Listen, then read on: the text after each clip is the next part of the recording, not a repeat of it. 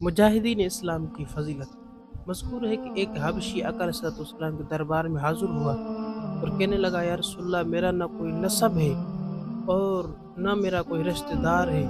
آپ دیکھ رہے ہیں یا رسول اللہ، میرے جسم سے بھی بدبو آ رہی ہے۔ یا رسول اللہ، اگر میں جہاد میں شریک ہو کر وہاں شہید ہو جاؤں، میرا رتبہ کہاں ہوگا؟ میرا ٹھکانہ کہاں ہوگا؟ تو حضور نے ارشاد فرمایا، تیرا ٹھکانہ جنت ہوگا۔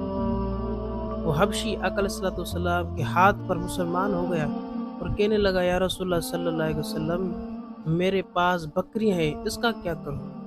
تو حضور نے ارشاد فرمایا کہ اے حبشی، تو مدینے کی طرف رخ کر کے اس بکریوں کو اشارہ کر دو۔ جب اس حبشی نے اشارہ کر دیا تو ساری بکریاں اس کے گھر کی طرف چل پڑیں اور وہ حبشی جہاد میں شامل ہو گیا۔ جب جنگ ختم ہو گئی تو حضور نے صحابہ سے ارشاد فرمایا کہ صحابہ، تم جا کر اپنے بھائیوں کو تلاش کرو۔ جب صحابہ تلاش کرتے رہے تو صحابہ کو وہ حبشی نظر آیا جو بہت زخمی حالت میں تھا۔ صحابہ نے آقا علیہ الصلوۃ والسلام کے دربار میں عرض کی، یا رسول اللہ، وہ حبشی زخمی حالت میں وہاں پڑا ہے۔ جب حضور وہاں تشریف لائے تو آقا علیہ الصلوۃ والسلام نے مسکرا کر اس حبشی کو کہا کہ تجھے مبارک ہو، اللہ تعالیٰ نے تیرے چہرے کو روشن کر۔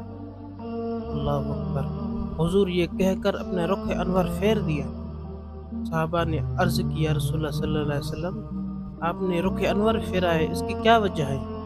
حضور نے ارشاد فرمایا کہ اے صحابہ، میں نے اس کی حوریں دیکھی ہیں، وہ ایک دوسرے پر سبقت لینے کی کوشش کر رہی ہیں۔ اللہ اکبر۔ یہ ہے جہاد کی فضیلت۔